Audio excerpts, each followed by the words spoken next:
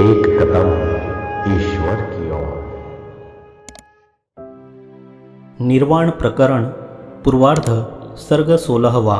सामने उपस्थित हुए तथा आसन आदि से पूजित हुए महाराज वशिष्ठ जी द्वारा किए गए भुशुंड के जन्म कर्म आदि के प्रश्नों का वर्णन।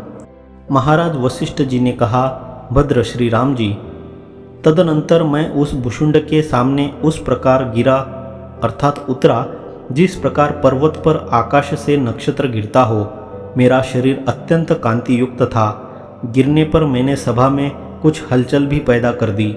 जिस प्रकार भूकंप से सागर विक्षुब्ध हो जाता है, उस प्रकार मेरे पतन से जनित मंद पवन से कौवा की सभा, जो नील कमलों के तालाब के सदृश थी, विक्षुब्ध हो गई।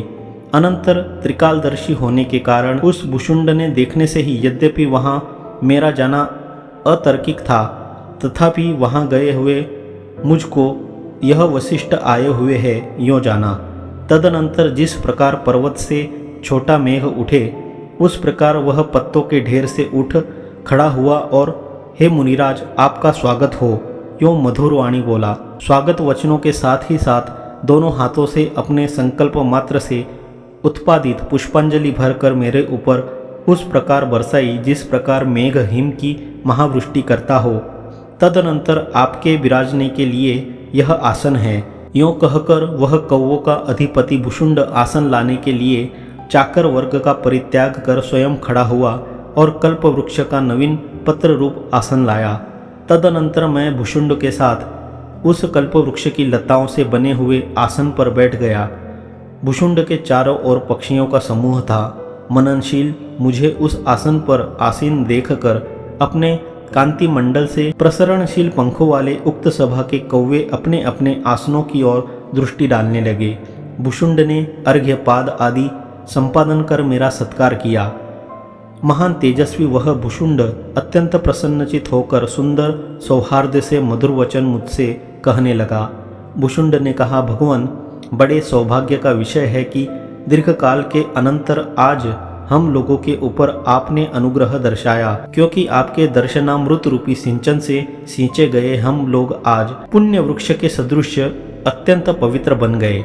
हे मुने, दीर्घकालिक मेरे पुण्य की राशि से प्रेरित तथा मान्यों में एकमात्र मान्यतम आपका इस समय किस प्रदेश से शुभ आगमन हुआ। महाराज, मूलभूत माया से बने इस जगत में दीर्घकाल से विचरण कर रहे आपके पावन तन चित्त में अखंडित समदर्शिता विराजती तो है ना। महाराज, आज आने का कष्ट उठाकर आपने अपनी आत्मा को क्यों दुख पहुंचाया। आज्ञादायी वचनों के श्रवण में उत्कंठा रखने वाले हम लोगों को आज्ञा देने के लिए आप सर्वथा योग्य है। हे मुनिवर, आपके चरणों के दर्शन से ही मैंने सब कुछ जान लिया। आपने अपने आगमन के पुण्यों से हम लोगों को दबा दिया है। सब कुछ जान लिया, यह जो पहले कहा गया था उसी का स्पष्टीकरण करते हैं। इंद्र सभा में चिरंजीवियों के विषयों में हुई विचारणाओं के कारण ही आपके स्मृति पथ में हम आए और उसी से यह स्थान आपके चरणों का आस्पद हुआ। सचमुच आपने इस प्राणी को पवित्र बना दिया। हे मुने, यद्यपि यहाँ आपके आने का प्रयोजन मैंने पहले ही जान लिया, तथापि आपके वाक्यामृत रसास्वाद की अभिलाषा बढ़ रही है। अतः आपसे मैं पूछता हूँ, तीनों कालों में निर्मल ज्ञान रखने वाला चिरंजीवी इस भुशुंड ने जब वैसे कहा, तब वहाँ मैंने यह कहा, हे पक्षियों के स्वामीन, जो कुछ यह कह रहे हो वह सब यथार्थ में सत्य ही है। चिरंजीवी, केवल तुम्हें ही आज मैं देखने के लिए आया हूँ। हे पक्षीराज, महान भाग्य से तुम्हारे अंतकरण में चारों ओर से शांति का राज्य है। तुम कुशल हो। ज्ञात तत्व होने के कारण तुम इस भयंकर जगतजाल में प्रविष्ट नहीं हुए हो। प्राणियों की उत्पत्ति, विनाश, गति, आगति, विद्या एवं अविद्या को जानने वाले हैं पक्षीराज।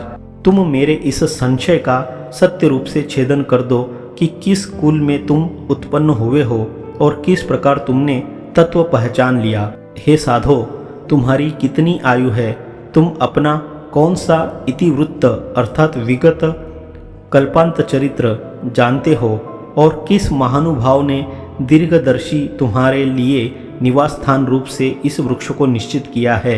भुशुंड ने कहा, हे मुने, आप जो मुझसे पूछ रहे हैं उस सब का मैं वर्णन अर्थात उत्तर कर रहा हूँ। आप महानुभाव उद्विग्न न होकर प्रयत्नपूर्वक कथा का श्रवण कीजिए। हे महानुभाव, तीनों लोकों के नियंता और परम पूज्य आपके सदृश उदार बुद्धि महात्मा जिस वृत्तांत का श्रवण करते हैं, उस वृत्तांत का भली प्रकार कथन करने से वक्ता और श्रोता दोनों का पाप उस प्रकार विनष्ट हो जाता है जिस प्रकार मेघावलंबित वृष्टि, छाया, अरण्य आदि वैभवों से सूर्य का ताप विनष्ट हो जाता है। 16वां सर्ग समाप्त।